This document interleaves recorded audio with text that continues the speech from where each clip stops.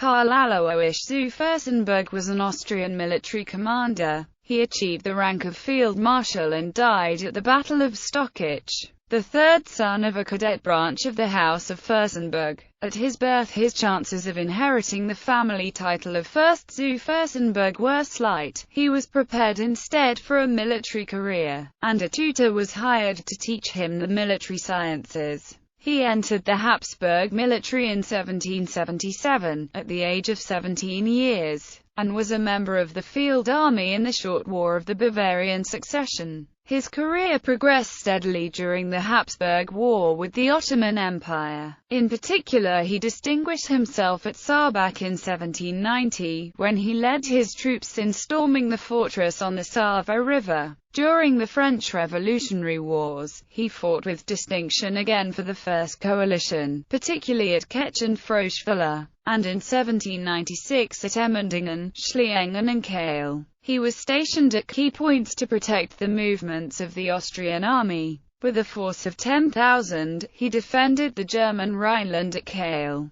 and reversed a bayonet assault by French troops at Bulheim. His troops also overran Speyer without any losses. By the end of the War of the First Coalition, at the age of 35, he had achieved the rank of Field Marshal. During the War of the Second Coalition, he fought in the first two battles of the German campaign, at Awestruck on 21 March 1799, and at Stockach on 25 March 1799. At the latter action, while leading a regiment of grenadiers, he was hit by French case shot and knocked off his horse. He died shortly afterward. Childhood and early military training. As the third son of a cadet branch of the Fürstenberg princely family, Karl Aloys was prepared for a military career. His tutor, Lieutenant Ernst, was in active service in the Habsburg military, and took 6-year-old Karl Aloys on maneuvers with him. In this way, he learned as a child the Habsburg military manual, and came into contact with important military men who later furthered his education and career. He also acquired an honorary rank as Kreisobersten, or Colonel of the Imperial Circle, by the time he was 10 years old. As a youth, in 1776, he met the Habsburg War minister Count Franz Moritz von Lacy and Baron Ernst Gideon von Lauden. He was also invited to dine with Emperor Joseph II.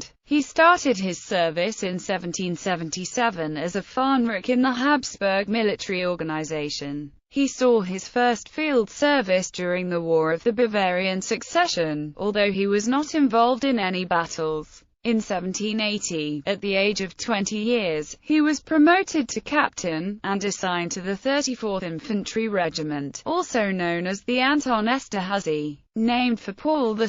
Anton Esterhazy, the General of Cavalry, Field Marshal of the 7 Years' War, and Ambassador to Britain. While he was assigned to this unit, he participated in the border conflicts between the Ottoman Empire and the Habsburgs, 1787–92, and stormed the fortress at Sarbach on the Sava River in Serbia on 27 April 1788. For his action at Sarbach, he was personally commended by the Emperor. On the following day, he was promoted to major and given command of a grenadier battalion. On 1 January 1790, at Lauden's explicit request, Karl Aloys zu Fürstenberg was promoted to major general. At the end of June of that year, he received the coveted position of second colonel of the 34th Infantry Regiment Anton Esterhazy, where he served as the executive officer for Antal. Prince Esterhazy de Galantha, the 34th Hungarian Regiment's colonel and proprietor. This was a customary appointment in which a less prominent officer completed the day-to-day administrative duties of the colonel and proprietor, who was usually a noble and was often posted in a different assignment, sometimes a different staff location. Karl Aloys zu Fürstenberg also received the Confraternal Order of St. Hubert from the Duke of Bavaria and married the elegant Princess Elizabeth, a Thurn taxis. That year, fight against revolutionary France. While Karl Aloys zu Fürstenberg fought for the Habsburg cause in Serbia, in France, a coalition of the clergy and the professional and bourgeois class, the First and Third Estates, led a call for reform of the French government and the creation of a written constitution. Initially, the rulers of Europe viewed the French Revolution as an event between the French king and his subjects, and not something in which they should interfere. In 1790, Leopold succeeded his brother Joseph as emperor, and by 1791, he considered the situation surrounding his sister, Marie Antoinette, and her children, with greater alarm. In August 1791, in consultation with French émigré nobles and Frederick William II of Prussia, he issued the Declaration of Pillnitz, in which they declared the interest of the monarchs of Europe as one with the interests of Louis XVI and his family. They threatened ambiguous, but quite serious, consequences if anything should happen to the royal family. The French émigrés continued to agitate for support of a counter-revolution. On 20 April 1792, the French National Convention declared war on Austria. In the War of the First Coalition, France opposed most of the European states sharing land or water borders with her, plus Portugal and the Ottoman Empire. War of the First Coalition. In the early days of the French Revolutionary Wars, Karl Aloys zu Fürstenberg remained as brigade commander of a small Austrian corps, approximately 10,000 men, under the overall command of Anton, Prince Esterhazy. He was stationed in the Breisgau, a Habsburg territory between the Black Forest and the Rhine River. This location between the forested mountains and the river included two important bridgeheads across the river which offered access to southwestern Germany, the Swiss cantons, or north-central Germany. His brigade defended Kehl, a small village immediately across the Rhine from Strasbourg, but most of the action in 1792 occurred further north, in present-day Belgium, near the cities of Speyer and Trier, and at Frankfurt on the Main River. In the second year of the war, Fürstenberg was transferred to the cavalry of Dagobert Sigmund von Wurmser, in the army of the Upper Rhine, and placed in charge of the advance guard near Speyer, which was still held by the French. On 30 March, he crossed the Rhine by Ketsch at the head of the advance guard, which included 9,000 men. He took the city of Speyer on 1 April, in the absence of the commander of the city, Adam Philippe de Custine, who was away with most of his troops. Those that remained behind simply abandoned the city. On the following day, Fürstenberg occupied the town of Germersheim. His first combat action of the war occurred on 3 April, when Custine's infantry attacked him in a bayonet charge near the villages of Bilheim, Hordet and Limersheim, and afterward at Landau and Lauterberg. During these attacks, he lost all the ground he had gained in the days before. After these events, he was again transferred, this time to the command of the regiment Count von Kavanagh, where he continued to distinguish himself during the French counter-offensive of October-November 1793. In the action around Geidersheim, on the Zorn River, he assisted Lieutenant Field Marshal Gabriel Anton, Baroness Ple Acute and Wiedermilde, in repelling a French counter-attack. Shortly afterward, he became very ill and, in December 1793, was sent to the Hagenau to recover. On the 22nd of December, he rejoined Wormser's corps for the Battle of Froschwiller against Lazare Hoche and Charles Pichegru. After the French retreated over the Rhine at Hunningen, near Basel, he directed the construction of its new fortifications.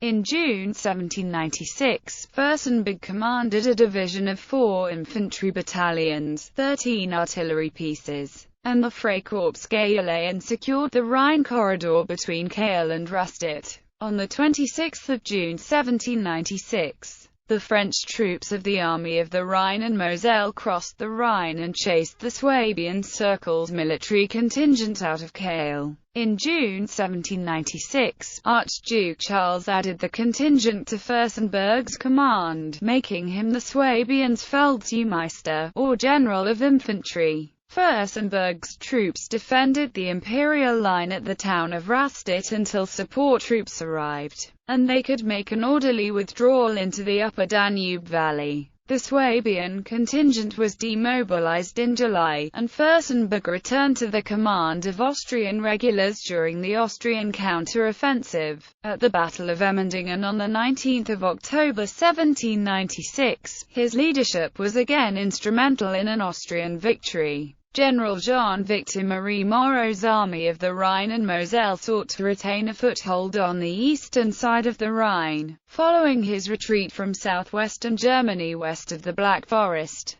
Fürstenberg held Kensington, 2.5 miles north of Riegel on the Elz River. Karl Aloys zu Fürstenberg was ordered to feint against Riegel, to protect the primary Austrian positions at Rust and Kappel. In the Battle of Schliengen, Fürstenberg commanded the second column of the Austrian force, which included 9 battalions of infantry and 30 squadrons of cavalry. With these, he overwhelmed the force general of Division Wouvy and Saint-Cyr, holding his position to prevent the French force from retreating north on the Rhine, while Maximilian Anton Kahl, Count Baillet de la Tour, engaged the main Austrian force at Kehl. Archduke Charles entrusted to Lieutenant Field Marshal Fürstenberg the command of the forces besieging Hunningen, which included 2 divisions with 20 battalions of infantry and 40 squadrons of cavalry. Charles's confidence in his young field marshal was well placed. On 27 November, Fürstenberg's chief engineer opened and drained the water-filled moat protecting the French fortifications.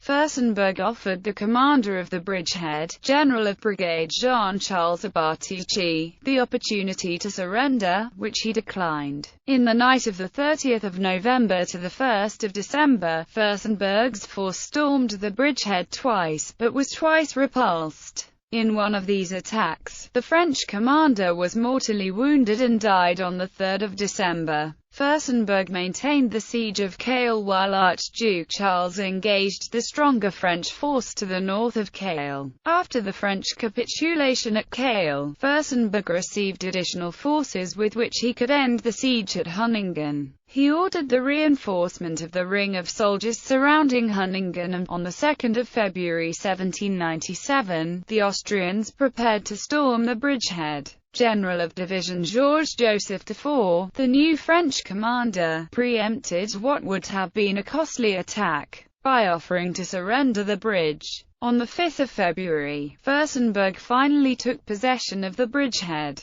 Francis II, the Holy Roman Emperor, appointed him as colonel and proprietor of the 36th Infantry Regiment, which bore his name until his death in battle in 1799. Peace. The coalition forces, Austria, Russia, Prussia, Great Britain, Sardinia, among others, achieved several victories at Verdun, Kaiserslautern, Neerwinden, Mainz, Amberg and Würzburg, but in northern Italy, they could neither lift nor escape the siege at Mantua. The efforts of Napoleon Bonaparte in northern Italy pushed Austrian forces to the border of Habsburg lands. Napoleon dictated a ceasefire at Leoben on 17 April 1797, leading to the formal Treaty of Campo Formio, which went into effect on 17 October 1797. Austria withdrew from the territories the army had fought so hard to acquire, including the strategic river crossings at Hunningen and Kehl, as well as key cities further north. When the war ended, Fürstenberg stayed at the Donaueschingen estate of his cousin, Karl Aloys, who had recently inherited the family title as Fürst zu Fürstenberg. Later in 1797, he travelled to Prague and remained with his family until May 1798, when he received a posting to a new division in Linz. His daughter, Maria Anna, was born after he left, on 17 September 1798. Activities in the Second Coalition.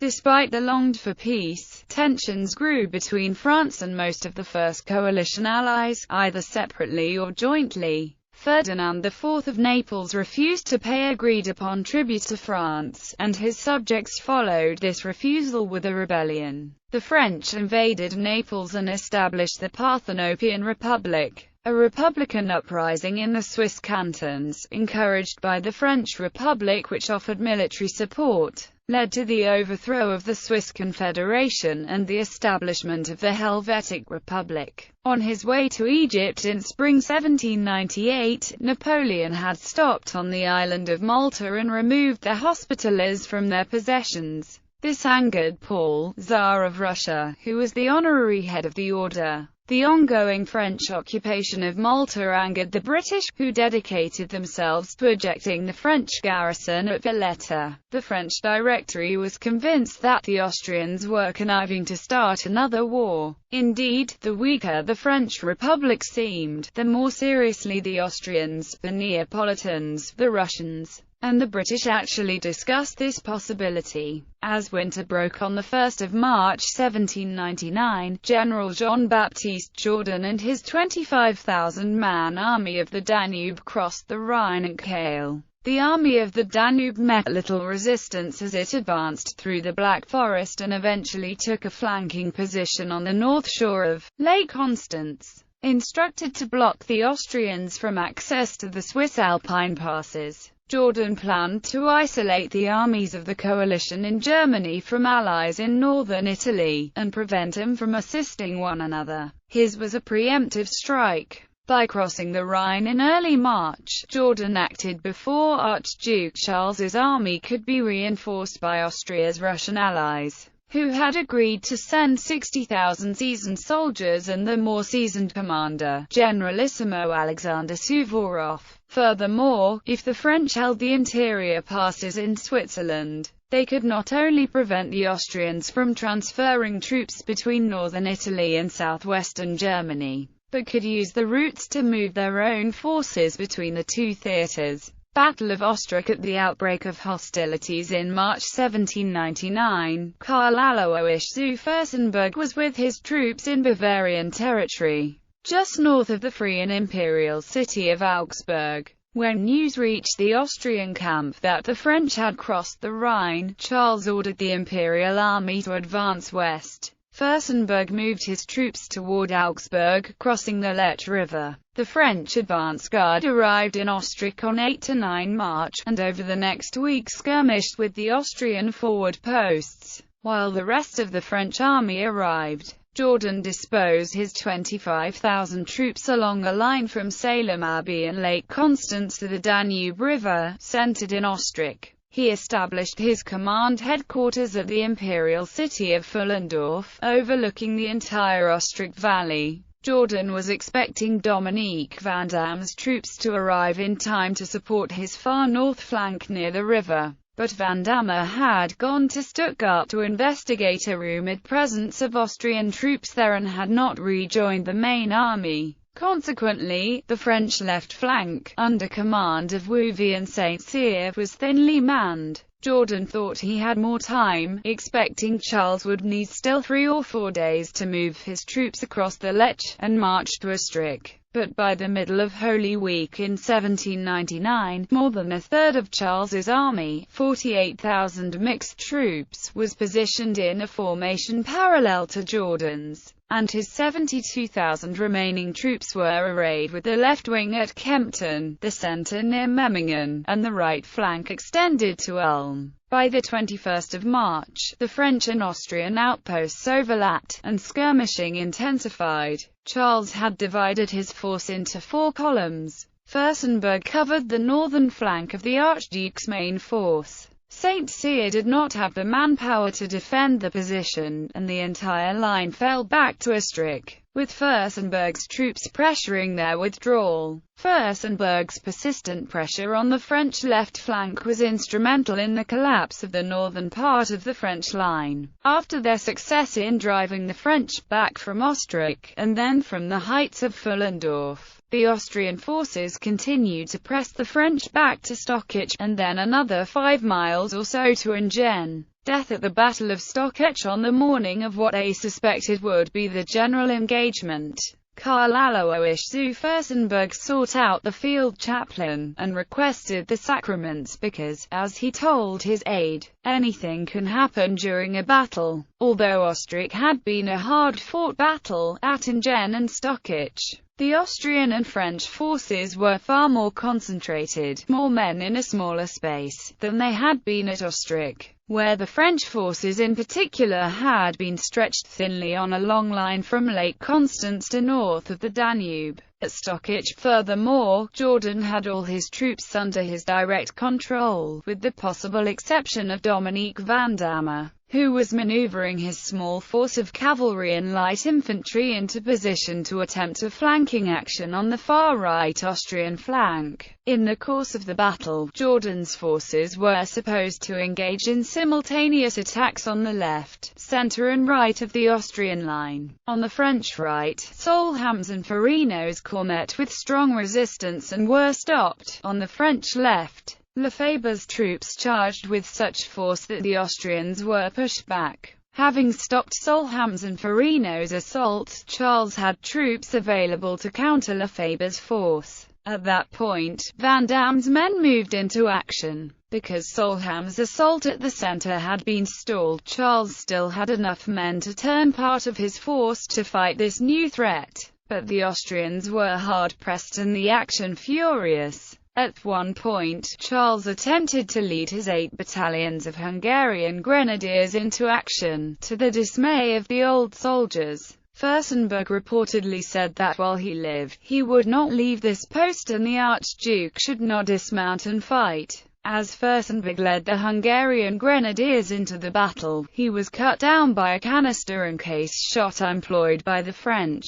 Although he was carried alive off the field, he died almost immediately. Charles ultimately did lead his grenadiers into battle, and reportedly his personal bravery rallied his troops to push back the French. After the battle, someone removed Fürstenberg's wedding ring and returned it to his wife in Prague. With news of his death, Fürstenberg was buried at the battlefield cemetery in Stockich, and his cousin erected a small monument there, but in 1857, his body was moved to the family cemetery, Mariahof at Meudingen, near Donaueschingen.